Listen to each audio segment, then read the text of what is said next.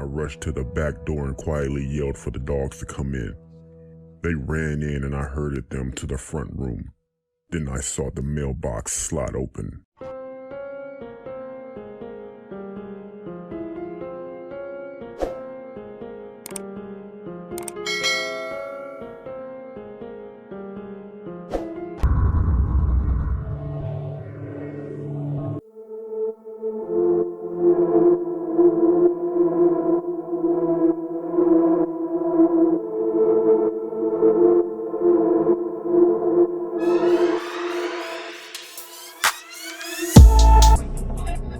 My name is Gordon. I'm 22 years old, but this story happened when I was 10, and it takes place in Florida. Me, my 6-year-old brother, and parents were on our way to Disney World for the weekend.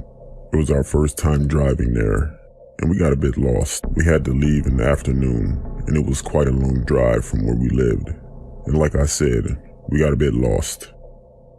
It was dark outside, and we had to drive through the country lanes, but it wasn't just dark, it was basically pitch black because there were no street lamps whatsoever.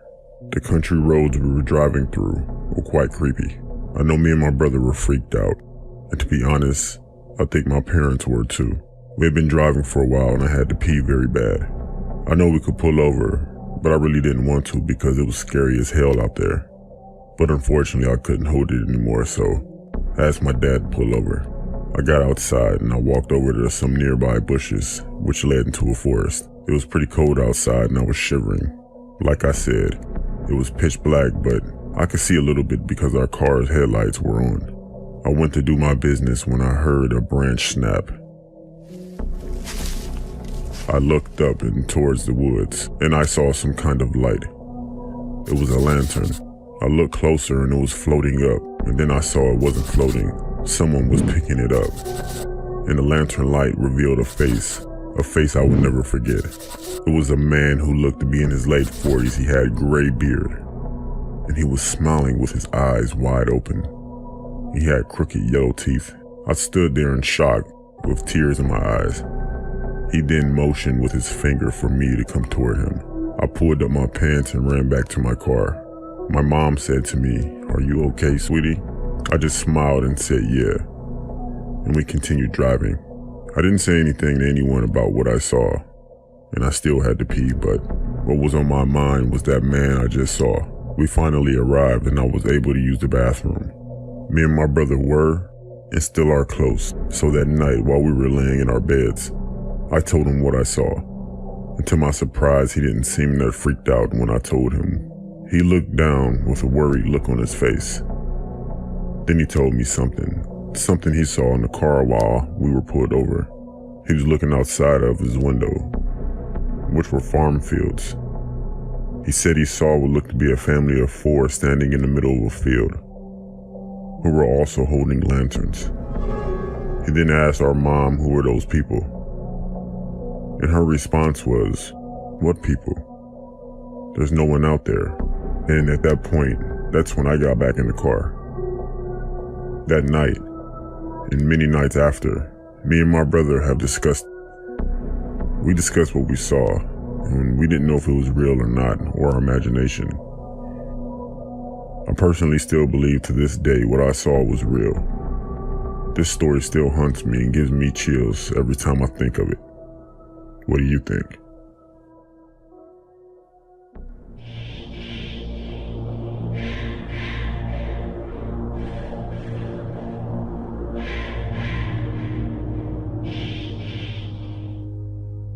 When I was in high school, about 10 years ago, I was home alone while my mom went to pick up my brother, and before my mom left, she told me to bring the dogs in. Now we had 2 beagles, one that was friendly but barked loud, and an older one that we had gotten from a shelter that was extremely protective and was not afraid to show his teeth. I usually ignored her and left them outside for a bit. I was in the back part of the house and was on a computer when I heard a noise. I walked to our front room and saw a young guy near the front door looking inside my house. I stood slightly out of sight and saw him walk back and forth between our window and then back to the door. and then he tried opening the door. Then he literally threw himself against the door.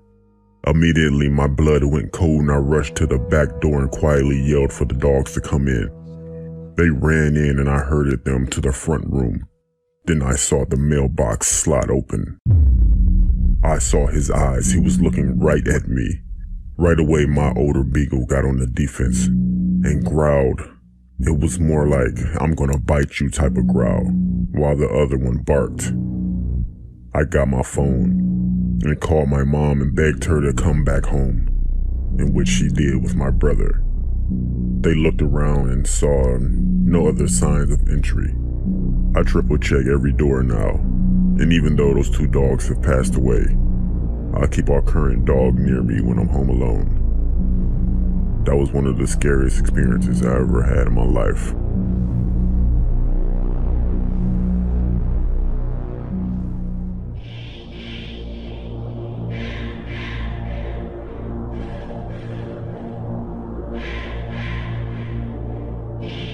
I'm a 21-year-old woman, and when I was 5 years old, I could remember a situation happening.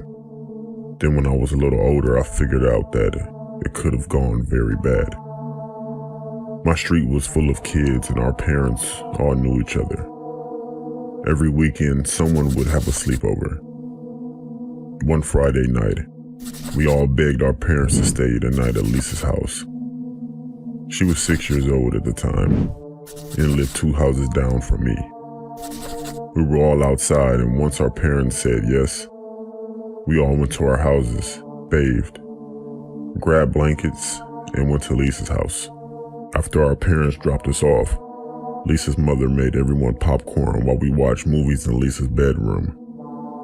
We played and watched TV for hours, then we all fell asleep. In the middle of the night, I woke up to Lisa's bedroom door opening while all of us girls were sleeping on the floor on top of blankets. When I turned toward the light that was outside of the open door, I saw Lisa's dad in the doorway looking at us. In my 5-year-old mind, I thought he was just checking on us, so I went back to sleep. After being asleep for a bit, I wake up again, and it's her door opening. It's her dad again. He's standing in the doorway looking at us with the camera. I thought it was weird, because he had his shirt off also. I didn't let him know that I was awoke. When he walked away from the door, I waited a few minutes and ran home. I knocked on my big sister's window, which was downstairs, and she let me in. I told my parents, and they never let me back over there again. A few years later, Lisa's father was arrested for trying to kidnap a little girl who was outside riding her bike near her house. Every time I think of that night at Lisa's house and what he was caught for, I cringe because who knows what he was thinking and what he wanted to do. I'm glad he got caught and no other kids got hurt. And Robin, this next story, every parent with little kids has to watch this. You got that right, George. A 7-year-old left alone for just a moment. Her mother was just a couple of aisles over in Walmart, and she was almost abducted. ABC's Youngie Denise joins us live from Atlanta this morning, and you heard what George said. Parents are going to be watching this with great interest. It happened so fast. You can see the man grab 7-year-old Brittany Baxter, trying to carry her out of the Walmart toy aisle. He just grabbed me. It was just about 24 hours ago when Brittany, out sick from school, was shopping with her mom, who stepped away to grab some fruit, leaving her daughter to play in the toy aisle. That's when store cameras captured this man snatching Brittany, but the second grader put up a fight. I was screaming and kicking him, trying to get away. He put his hand over my mouth. Police say this is security video of a kidnapping suspect in action. A woman walked by a 4-year-old boy, just picked him up and carried him out of a McDonald's restaurant. Fortunately, she didn't get very far. A man grabbing a 13-year-old girl in Florida, dragging her through a store, her mother fighting back, as you can see. ABC's Eva Pilgrim is here with more on those terrifying moments. Good morning, Eva. Good morning, Robin. This morning, that Florida mom is being credited for saving her daughter as a stranger tried to take her from a store. Video showing the mom doing everything possible to keep the would-be kidnapper from getting her 13-year-old.